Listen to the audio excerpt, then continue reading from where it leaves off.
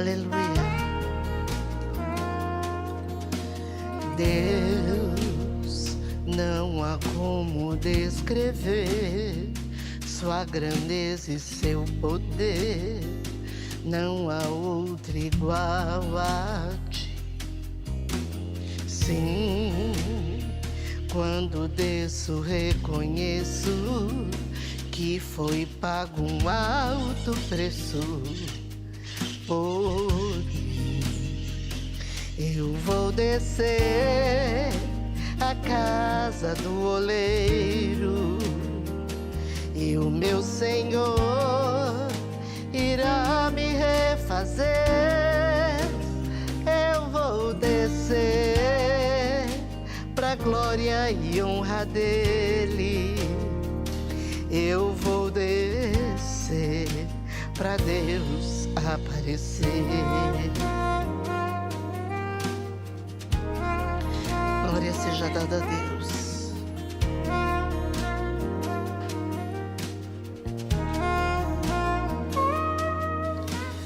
Deus, não há como descrever tua grandeza e teu poder.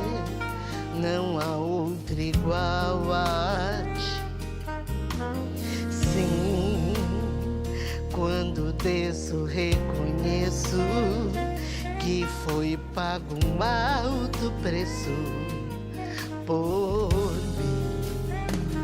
Eu vou descer a casa do oleiro e o meu Senhor irá me refazer. Eu vou descer pra glória e honra dele. Eu vou descer pra Deus aparecer. Eu vou descer a casa do oleiro e o meu Senhor irá me refazer. Eu vou descer pra glória e honra dele. Eu vou descer pra Deus aparecer.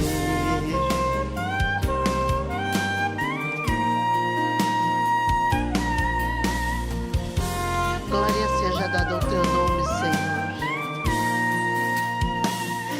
Eu te dou glória.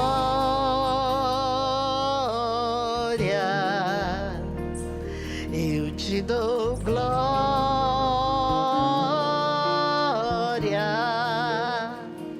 Eu te dou glória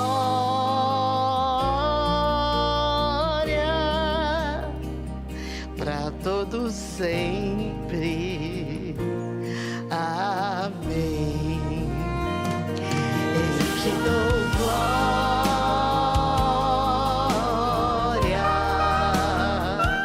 Eu te dou glória.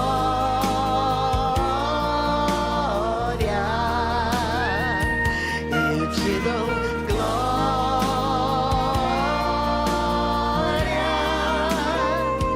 pra todos sempre. Amém. Pra todos sempre. Amém. Eu te dou glória, Senhor, todos os dias da minha vida. Amém.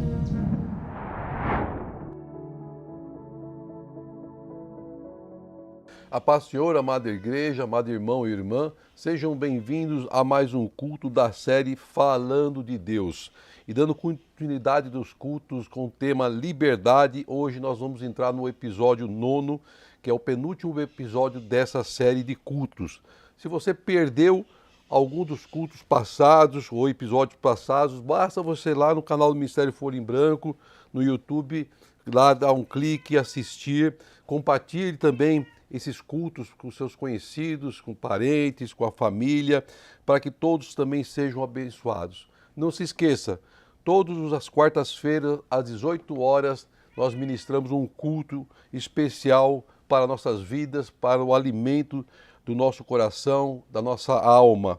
Participe, compartilhe, fale com os seus conhecidos para que você possa também ser um missionário do Senhor, levando a palavra de Deus àquele que tanto precisa, a palavra que cura, que liberta e que transforma. A sua participação é extremamente importante para a obra de Deus. Amém? Glória a Deus. Eu quero fazer uma introdução de uma pesquisa que eu fiz e eu achei um relato muito interessante de uma pessoa que eu não consegui identificar o nome, mas que ela dá um exemplo, assim, realmente bem interessante mesmo, de por que uma pessoa ela acaba sendo condenada a uma determinada situação, ou condenada pelos seus pecados, né? Porque ela rejeita a graça oferecida por Deus. E ele faz então, conta uma história exemplificando, né? E deixando o alerta de que nós não devemos rejeitar a salvação de Cristo. Ele começa a história dizendo assim: essa história relata a vida de um jovem preso nos Estados Unidos e que estava na fila da morte devido aos seus crimes. E nos Estados Unidos, o governador do estado, ele tem a autoridade para perdoar um criminoso e tirá-lo da fila da morte. Ele não perdoa os seus atos, mas ele pode perdoar para que tire ele da fila da morte. Então o governador desse estado resolveu dar o perdão a esse jovem.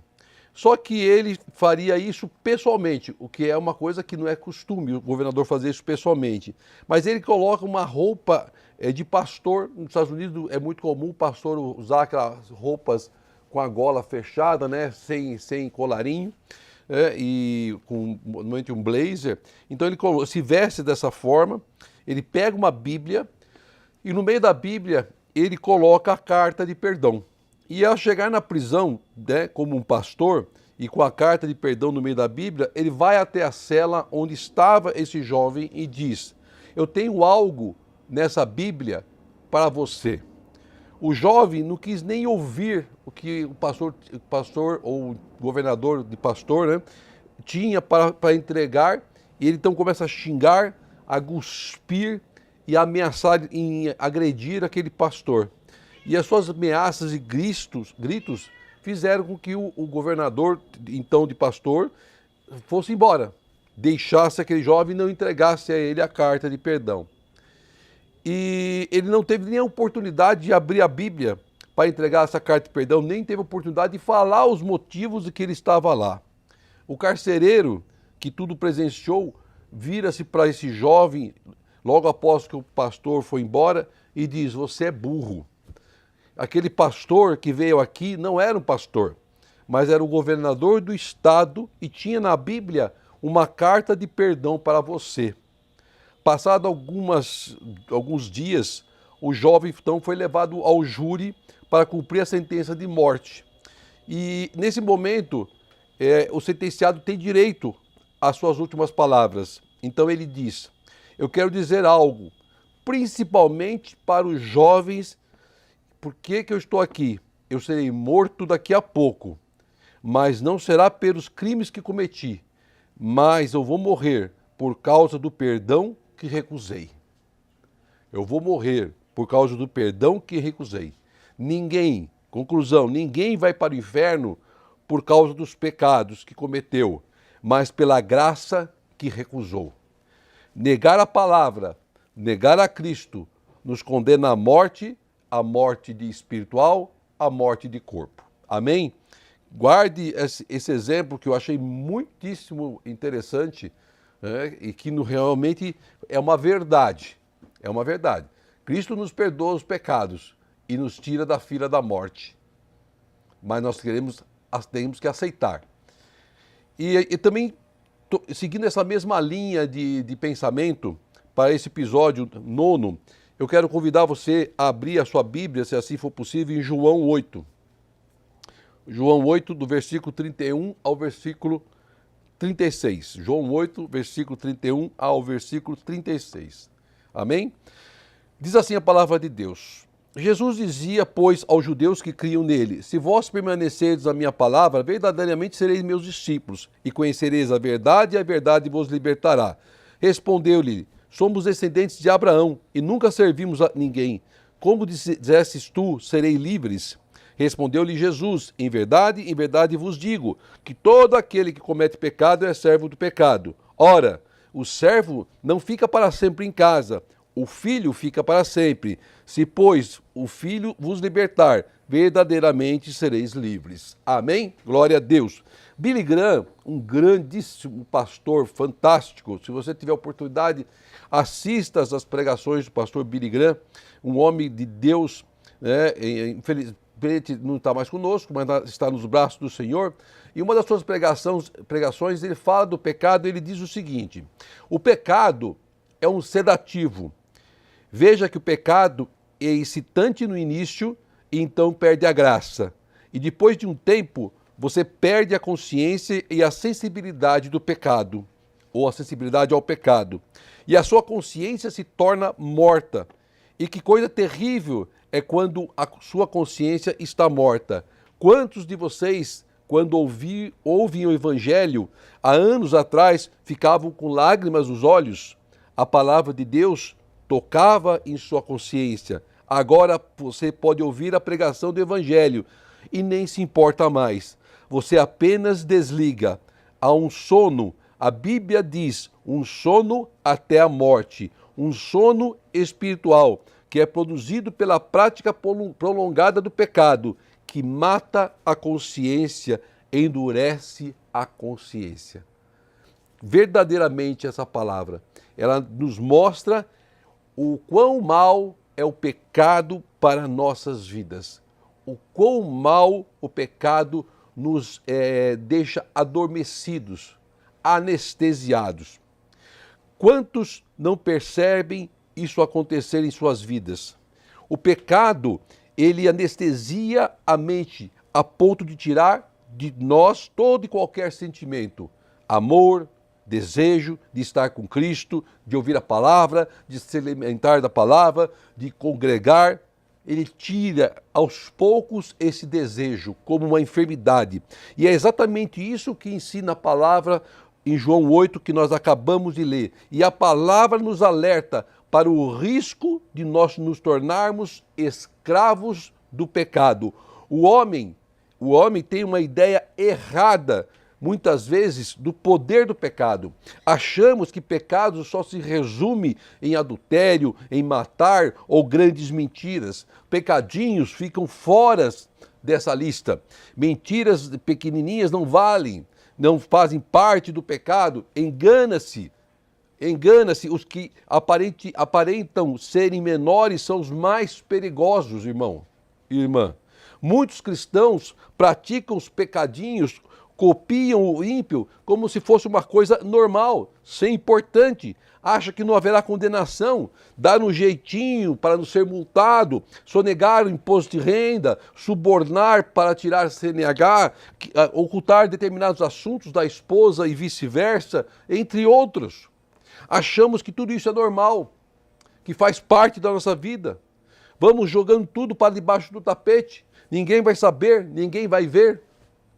Engano, cuidado, porque aí é a porta para Satanás entrar em nossas vidas. O pecado é um vírus que invade o nosso corpo, nossa mente, e muitas vezes sem percebermos. Ele se instala dentro do nosso coração, ele se instala dentro da nossa mente, ele fica em nosso corpo como se fosse num processo de hibernação. A medicina é comum estudos de vírus que são ativados ou manifestados no organismo quando a imunidade da pessoa cai muito. Ela fica mais fraca, ela fica mais exposta fisicamente. Passamos por uma pandemia onde milhares de pessoas foram atingidas pela Covid. Algumas com sintomas fortes, que acabaram até sucumbindo pela doença. Outros assintomáticos, não sentiram nada. Como explica isso? O organismo é mais forte e resistente em um do que no outro. É a mesma coisa em relação ao pecado. Se nós estamos em Cristo, se nós estamos alimentados de Cristo, nós estamos mais fortes para podermos vencer esse vírus que é o pecado. O pecado é uma pandemia que atinge a todas as nações e que leva muitos à morte. Os mais fortes espiritualmente são assintomáticos e não sentem os ataques do vírus do pecado e superam rapidamente. Agora, os mais fracos na fé, em pecado, sucumbem a esse vírus e são levados à morte. E a única vacina capaz de nos proteger, nos deixar imunes desse vírus tão terrível, é a graça de nosso Senhor Jesus Cristo.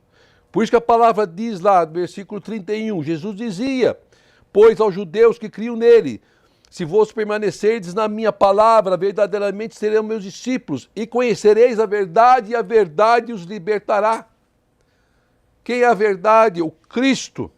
Os ouvintes de Jesus eram orgulhosos de sua herança, acreditavam que a sua história de vida lhes dava direitos. Em vez de crescerem na gratidão, generosidade, tornaram-se orgulhosos, críticos, desconfiados daquilo que poderia desafiá-los. Eles eram tradicionais, não aceitavam ser desafiados, viviam debaixo da lei dos seus antepassados, outros que eles mesmos criaram, sendo aprisionados na religiosidade. Então aquela ancestralidade que tanto importavam para os judeus, que era a mesma de Jesus, era o que era a referência deles. E eles não aceitavam a palavra de Cristo, não aceitavam os ensinamentos de Cristo. E o relacionamento profundo com Cristo e com Deus e a sua fonte de consciência de que Deus trabalha para nossos bens, para aquilo que é melhor para nossas vidas, eles não aceitavam. Eles não aceitavam esses ensinamentos. Eles não aceitavam aquele que poderia libertá-los daquela prisão que eles estavam vivendo. Eles estavam presos aos seus costumes, à religiosidade, mas não conseguiam entender a verdadeira palavra que libertava, a palavra de Cristo, a palavra de Deus. E Cristo confiava única e exclusivamente na presença de Deus, de que Deus poderia mudar aquela história. E Cristo levava a palavra que poderia salvá-los, que poderia libertá-los, e ele não entendia. Por isso que a palavra diz lá: e conhecereis a verdade, e a verdade os libertará. Significa que Cristo que liberta o pecador. Ele que nos liberta. Quando nós descemos as águas, quando nós aceitamos a Cristo, Ele nos liberta do pecado. Mas o pecado vai sempre tentar nos atacar como um vírus, para nos tirar da presença de Cristo, para nos tirar da presença de Deus. Somente a verdade em Cristo nos protege desse vírus do pecado. E a salvação do homem só é possível através de um relacionamento íntimo e genuíno com Cristo. Entenda isso, meu irmão, minha irmã. Foi o próprio Filho de Deus que declarou: e conhecereis a verdade, e a verdade os libertará. Isso aconteceu durante o discurso que ele fez perante os judeus no templo. Também está relatado lá em João 8,12. Nesse discurso ele defende a sua missão e autoridade, e ele diz assim: falou-lhes, pois, Jesus outra vez, dizendo: eu sou a luz do mundo, quem me segue não andará em trevas, mas terá a luz da vida. Eu sou a luz do mundo. Cristo é a luz que nos conduz, que ilumina o nosso caminho, que nos guia para dias melhores, que batalha a nossa luta. Esse é o Cristo. Quando o apóstolo João registrou esse momento tão maravilhoso de Cristo, as palavras aqui descritas, percebemos claramente o estado de escravidão espiritual em que encontrava aquelas pessoas. Aquela multidão. Ali no meio tinha todo tipo de pessoas, do mais simples ao mais culto, do mais simples ao mais poderoso. Mas eles não conseguiam compreender, porque eles viviam numa escravidão espiritual, numa escuridão espiritual. Não importava para Cristo qual era o grau de conhecimento ou qual era o status daquelas pessoas. O que importava é que eles fossem salvos. O que importa para Deus, para a sua vida, para a sua casa, para a sua família, é que todos sejam salvos. Em nome de Jesus. Então, quando os judeus ouviram a sentença, e conhecereis a verdade, e a verdade os libertará, eles replicam, eles contestam. Lá no versículo 33 de João 8, Somos descendentes de Abraão. Jamais fomos escravos de alguém. Como dizes tu, sereis livres. Eles não conseguiam compreender. Ao dizer jamais fomos escravos, obviamente os judeus não estavam se referindo à sua história política ou social do povo de Israel, mas à sua vida como descendentes de Abraão. E a Bíblia mostra que os israelitas foram escravos do Egito, como foram escravos muitas vezes de outros povos, mesmo sendo descendentes de Abraão. E agora estavam vivendo uma outra escravidão, de costumes, de religiosidade. Por isso que eles se sentiram ofendidos com a declaração de Cristo. Mas o que Deus queria dar para ele era uma salvação verdadeira, que transformaria a vida deles, que os libertaria dessa escravidão, dessa cegueira espiritual. E é o que Deus quer para nossas vidas, nos tirar da cegueira espiritual, nos tirar da escravidão que o mundo nos envolve, do pecadinho, que se torna daqui a pouco uma corrente presa em nossos braços, nossas pernas. Lá em Gênesis 17:7, fala exatamente dessa aliança, a qual Abraão teve com Deus.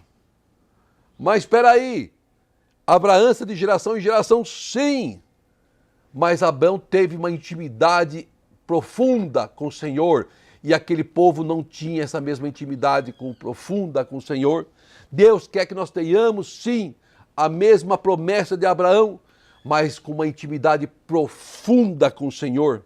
E conhecereis a verdade, e a verdade os libertará. Eles ficaram irritados, porque não tinham entendimento do que Jesus estava dizendo ou ensinando. Mas nós temos esse entendimento, nós temos esse conhecimento, e nós temos que viver a palavra de Cristo, temos que viver a promessa de Deus. Se vos permaneceres na minha palavra, sois verdadeiramente meus discípulos. A resposta está aqui. Sois verdadeiramente meus discípulos. Você já parou e se autoavaliou e se perguntou, eu sou verdadeiramente um discípulo de Cristo? Você é um discípulo de Cristo? Escreve para a gente lá no chat, eu sou um discípulo de Cristo. A resposta está no próprio versículo. Se vos permaneceres na minha palavra, cumprir a palavra, todo o segredo está na palavra.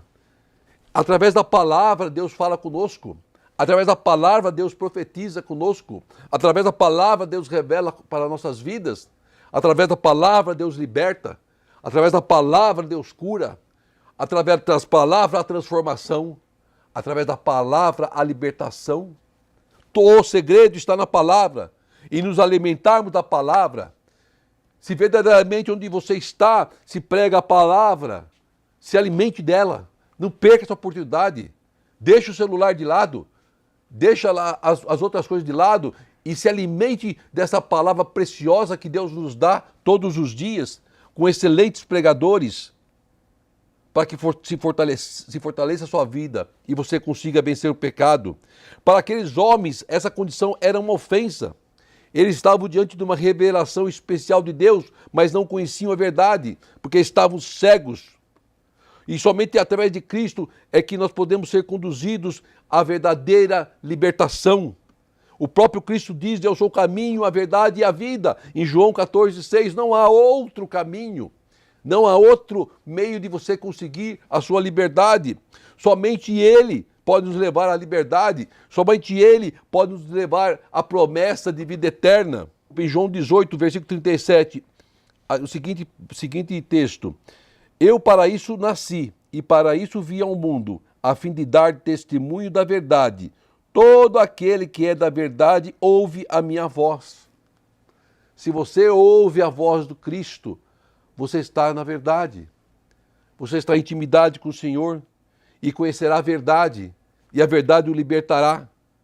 Esse é o grande segredo. Essa pessoa de fato conhece a verdade de forma experimental. Ela vive e pratica o Evangelho. E somente através de Cristo saímos desse jugo da culpa do pecado. Somos lavados, somos lavados e somos libertos pelo sangue do Cordeiro. Quando o apóstolo Paulo, o grande apóstolo Paulo, diz aquelas palavras que que balança a nossa vida, o nosso ser, de alguém verdadeiramente cheio do Espírito Santo, cheio de fé, cheio do poder. Lá em Filipenses 1:21, e ele relata, e ele afirma, porque para mim viver é Cristo, e o morrer é ganho, ou morrer é lucro, em outras traduções. Para mim o viver é Cristo.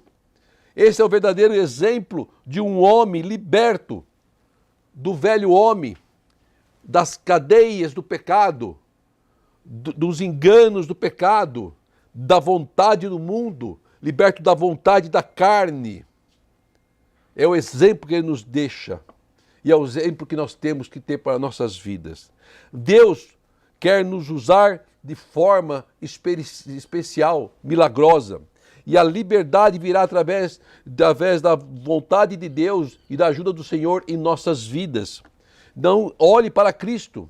Ele é o autor de todas as coisas. É Ele que vai te entregar a verdadeira liberdade. Não perca essa oportunidade que Deus coloca em nossas mãos, através dos ensinamentos da sua palavra, da palavra revelada. Seja um vencedor e livre em Cristo Jesus. É que eu peço para a sua vida em oração, para a sua família. Medite nessa palavra e você será liberto em nome de Jesus. Oremos ao Pai. Querido e amado Deus, quero te agradecer por essa palavra abençoada, Senhor, e que nos ensina que o pecado é uma doença terrível, um vírus que ataca toda a humanidade, Senhor amado. Muitas vezes ele fica como incubado em nossa mente e nosso coração.